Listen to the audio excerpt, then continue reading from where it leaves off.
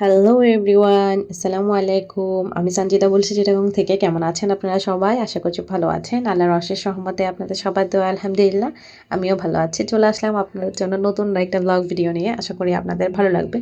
সকাল থেকেই ভিডিওটা শুরু করছি। তো ছেলের জন্য সকালে টিফিন রেডি করলাম। এটা বৃহস্পতিবারের ভিডিও। আমি তো এই ভিডিওটা শুক্রবার দিনই আপলোড দিতাম, কিন্তু শুক্রবার একটা রেসিপি ভিডিও দেওয়াতে মানে এই টোস্ট যেটা করেছি ওইটার ভিডিও দেওয়ার কারণে হচ্ছে আর ডেইলি ব্লগটা আপনাদের সাথে শেয়ার করে নিয়ে, তো যার জন্য আমি সরি, এটা আজকে আমার শেয়ার দিতে হয়েছে। যাই হোক, নাস্তা খেয়ে নিলাম আর ছেলেকে ওর বাবা আজকে স্কুলে নিয়ে গিয়েছে, আমি যাইনি। তো অনেকগুলো কাপড় ধুয়েছি, এসেছে ছাদে কাপড়গুলো একটু শুকাতে দিতে, কারণ আমি তো সপ্তাহে 5 দিনই ছেলের সঙ্গে থাকি। তো এদিকে আমার কাজগুলো সব জমে যায়। আমি আবার হেল্পিং হ্যান্ডের হাতে কাজ একদমই পছন্দ করি না। সব কাজ না, বিশেষ করে কাপড় ধোয়া আমার কেন জানি মনে হয় যে ওদের কাপড় ধোয়াটা আমার পোষাচ্ছে না, আমার ভালো লাগে না আর কি। তো আমি আমার কাপড়টা আমি নিজেই ধুই, মানে সেটা যে কোনো পরিস্থিতিতেই হোক না কেন আমারটা আমারই করতে ভালো লাগে। আসলে আমার অভ্যেস আর কি, জানি না এটা ভালো না খারাপ, বাট আমার ভালো লাগে না, তাই আমি করে মানে করাই না আর কি। অন্যান্য কাজ করাতে পারে বা করাইও, যেমন কাপড় ধোয়া ছাড়া আরও অনেক কাজ আছে না বাসায়, যে ঘর মোছা, তারপর থালা বাটি ধোয়া, এগুলো তো করাই, কিন্তু যেটা ভালো লাগে না সেটা করায় না। আসলে এটা আমার অভ্যাস, আমি কী করবো আমি পাল্টাতে পারি না এটা। যাই হোক, কাপড়গুলো একটু ছাদে মেলে দিলাম, এখন চলে যাচ্ছি। ছাদে কিন্তু প্রচণ্ড রোদ, আর আমি চেয়েছি যে যেহেতু লম্বা একটা ছুটি পেয়েছি, আর তার মধ্যে যেতে আজকে বৃহস্পতিবার, আজকেও আমি যাইনি, তো শুক্রবার শনিবার রবিবার 3 দিনই বন্ধ। তো আমি একদম মানে যতগুলো কাপড় জমেছিল আর কি সব ধুয়ে ক্লিন করে নিব, ওই রকম চিন্তা ভাবনা করেই হচ্ছে মানে একদম ময়দানে নেমে পড়েছে বলতে পারেন। আর এদিকে হচ্ছে আমার শাশুড়ি মসুরির ডাল রান্না করেছে ডিম দিয়ে, আর এদিকে হচ্ছে আমি আপনাদের ভাইয়ার জন্য চিকেন ফ্রাই করে নিচ্ছি। ও তো সবসময় দুপুরবেলাটা বাহির থেকেই খায়, মাঝে মাঝে খায় মাঝে মাঝে খায় না, বাট এখন থেকে চেষ্টা করব যে রেগুলার দেওয়ার আর কি, যদি আমি পারি, যতদিন পারি। এদিকে চিকেন ফ্রাইগুলো করে নিচ্ছিলাম। সামনেই তো রোজা আর কিছুদিন আর কি, হয়তো এমন হতে পারে যে এদিক ওদিক মিলে 20 দিনের মতো সে ভাত নিয়ে যাবে। এরপর থেকে তো রমজান শুরু হয়ে যাবে, তখন আর দিতে হবে না। তো আমি চিকেন ফ্রাইটা একটু উল্টিয়ে দিয়ে আসলাম, আর এদিকে লিটারটা ক্লিন করে নিচ্ছে, যেহেতু আমার বাসায় অনেকগুলো বিড়াল, আমার হচ্ছে প্রতিদিন 3 থেকে 4 বারই লিটার বক্সটা ক্লিন করতে হয়। তো আমি যখন স্কুলে যেতাম আর কি, যেহেতু আজকে যাইনি, তো আজকে একটু লেট করে করেছি, না হলে একদম সকাল সকাল উঠেই করে নিই। সকালে একবার করি, একবার মানে দুপুরে এসে, দুপুরে বলতে ভুল হবে, মানে তখন আসরের আজান দিয়ে দেয় ওই টাইমে এসে একবার করি, একবার সন্ধ্যায় করি, না হয় একেবারে রাতে ঘুমানোর আগে করে করি। তো 3 থেকে 4 বার করা হয়, বেশিরভাগই 3 বার করতে হয় এখন, কারণ এখন তো আমি সময় আসলে কাভার করতে পারি না, যার কারণে 3 বার করছি, না হয় আমি 4 বার করতাম। তো লিটার বক্সটা ক্লিন থাকলে হয় কি, ওরা এখানে ওখানে পেপারটি করে না। আর আমার যেহেতু অনেকগুলা, আমার তো আরও আগে ক্লিন রাখতে হয়। আর এটা হচ্ছে বড়দের লিটার বক্স, আরেকটা আছে ছোটদের, মানে বেবিদের জন্য আমি আলাদা করে একটা ছোট্ট আনিয়েছিলাম।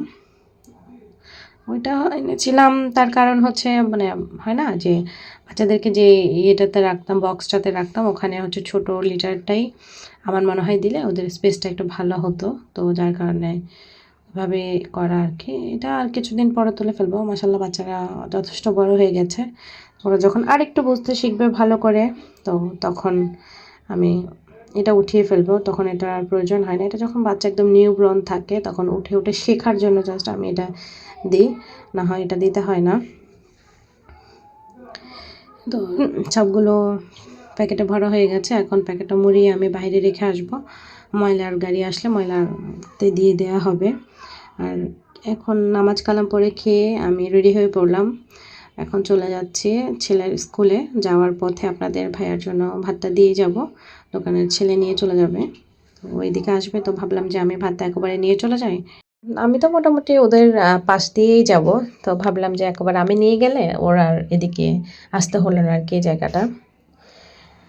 তো আমি এখন ভাতটা দিয়ে দিব, দিয়ে হচ্ছে তারপর ছেলেকে আনতে যাব। তো বাংলা রিক্সা উঠাচ্ছি, যেহেতু ওর স্কুলটা হচ্ছে জামালখান এরিয়ায়, তো ওখানে হচ্ছে মানে অটো একদমই চলে না, তো বাংলা রিক্সায় যেতে একটু সময় লাগে। তো চেষ্টা করেছি একটু আর্লি বের হওয়ার, যাতে ছেলে স্কুলে মানে টাইমলি পৌঁছাতে পারে আর কি, যেহেতু ওদেরকে বাচ্চাদেরকে সবাইকে একসাথে নামায়। তো ওই সময় যদি আমার ছেলেকে আমাকে না দেখে আর কি, সে খুব কান্নাকাটি করে, এমনিতেই আজকে নাকি খুব কান্নাকাটি করেছে, যার জন্য আমি একটু ভয়েই আছি।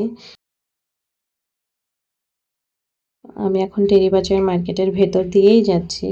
আসলে দেখলাম যে মোটামুটি মানুষরা শপিং করে নিচ্ছে, মানে অনেকেই শপিং করতেছে, যেহেতু সামনেই রমজান। তো অনেকে তো আছেন যে শবে বরাতের আগে পর করে মানে কেনাকাটা করে ফেলেন রোজার আগে। জানি না আমরা কবে করব। যাই হোক, এখন আমি টিফিন বক্সটা দিয়ে দিলাম, সে এদিকেই এসেছে, টেরিবাজারের মুখেই এসেছে, এসে টিফিন বক্সটা নিয়ে চলে গেছে, আর এখন আমি যাচ্ছি।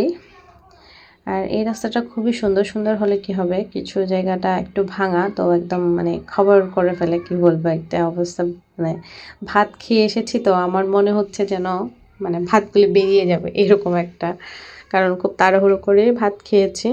তো স্কুল ছুটি হয়ে গেছে, আমি যে 5-10 মিনিট বসেছিলাম, তারপরে স্কুল ছুটি হয়ে গেল। এই তো এখন হচ্ছে আমি আমার ছেলেকে নিয়ে তারপর চলে যাব বাবার বাড়িতে, যেহেতু আজকে আপুকে নিয়ে ডক্টরের কাছে যাব। আপু অনেকগুলো টেস্ট করিয়েছে, তো সেগুলো হচ্ছে রিপোর্ট ডক্টরের কাছে দেখাতে যাব। আর এদিকে হচ্ছে ও আর ওর ফ্রেন্ড একই সাথে ছিল, তো দুজনকে একসাথে নিয়ে নিলাম, নিয়ে এখন আমি বাবার বাড়ির উদ্দেশ্যে রওনা দিচ্ছি। আর আমার ছেলে একটু মানে ভালোই লাগছে আজকে, একটু খুশি সে।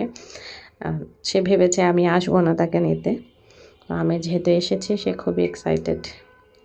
আর সে তো তার খালামণির কাছে যাবে, তার জন্য আরও বেশি এক্সাইটেড। মানে বাচ্চারা আসলে নানার বাড়ি বললেই পাগল, সব বাচ্চাদের ক্ষেত্রেই এমন হয়। আমরাও নানার বাড়ি মানে হচ্ছে মানে অন্যরকম একটা আমেজ ছিল। অবশ্য আমরা তো বছরে একবার নানার বাড়িতে যেতে পেতাম, কিন্তু এখন আমার বাবার বাড়ি একদম কাছাকাছি হওয়ার সুবাদে আমার ছেলেকে যে কোনো কিছু থেকে আমি সেখানে পাঠিয়ে দিই বা আমি চলে যাই। তো তারপরেও নানার বাড়ি তো নানার বাড়ি। এই যে আমার ছেলের কাণ্ড দেখেন, সে আমার আগেই চলে গিয়েছে। তো আমি তাকে ডাকলাম যে তুমি আমার জন্য ওয়েট করছো না, আমি ভাড়া দিতে দিতেই সে চলে এসেছে। তো এসে কিছুক্ষণ রেস্ট করেছি, ছেলেকে খাইয়েছি, যেহেতু সে খায়নি, আমি তো বাসা থেকে খেয়ে এসেছিলাম। তো আমি আর খাইনি, ওকে অল্প করে দুটো ভাত খেয়ে কিছুক্ষণ ঘুম পাড়িয়েছিলাম। এখন চলে যাচ্ছে আপুকে নিয়ে।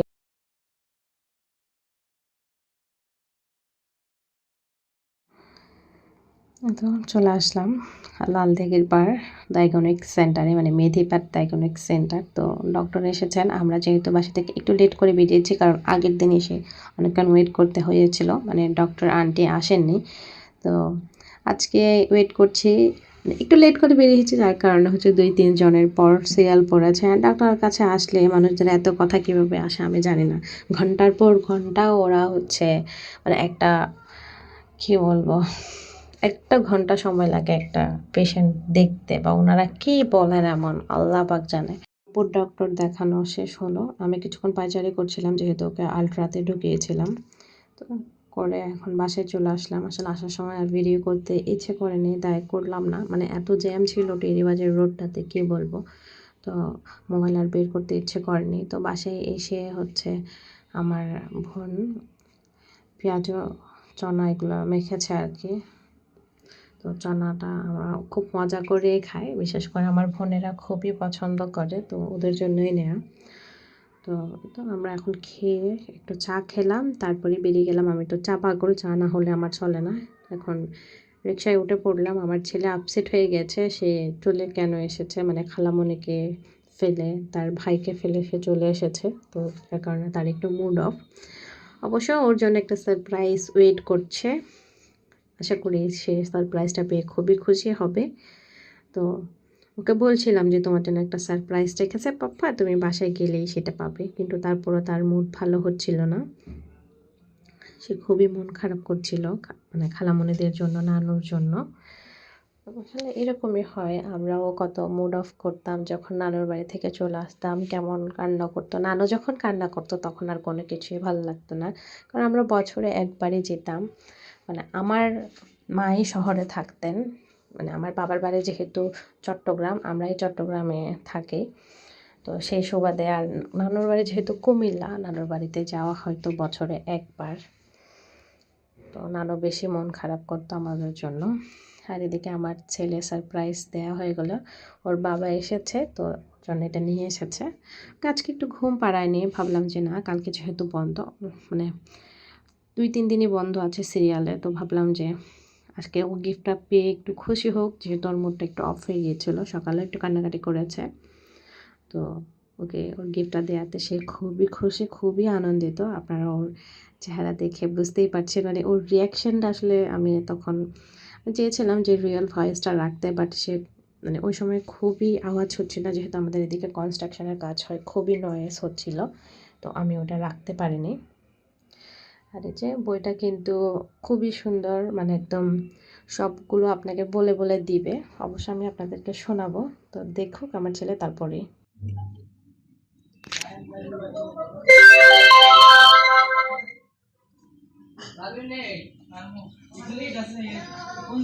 স্বরবর্ণ পড়ি। স্বরে অ, স্বরে আ, রস্বই, দীর্ঘই, রস্যু, দীর্ঘ উ, দীর্ঘউতে উষা, রি, রিতে ঋতু, এ, ওই, ও, ঔ, ঔতে ঔষধ। আমরা সবাই রাজা, আমাদের এই রাজার রাজত্বে আমরা করব জয়। বইটা দেখতে যেমন সুন্দর, মানে খুবই উপকারী, তো আমার পার্সোনালি খুবই ভালো লেগেছে। আর আমার ছেলে তো মাশাআল্লাহ সেটা পেয়ে খুবই খুশি। তো দেখতে দেখতে আমিও ভিডিও শেষ পর্যায়ে চলে এলাম। আমার ভিডিওটা কেমন লাগলো অবশ্যই একটা কমেন্ট করে জানাতে ভুলবেন না। লাইক না দিয়ে থাকলে অবশ্যই একটা লাইক করে দিবেন, কারণ আপনাদের একটা লাইক, একটা কমেন্ট আমাকে নতুন আরেকটা ভিডিও বানাতে অনুপ্রাণিত করে। আজকের মতো বিদায় নিচ্ছি, দেখা হয়ে যাবে নেক্সট কোনো ভিডিওতে। ভালো থাকবেন, সুস্থ থাকবেন, আল্লাহ হাফেজ, আসসালামু আলাইকুম।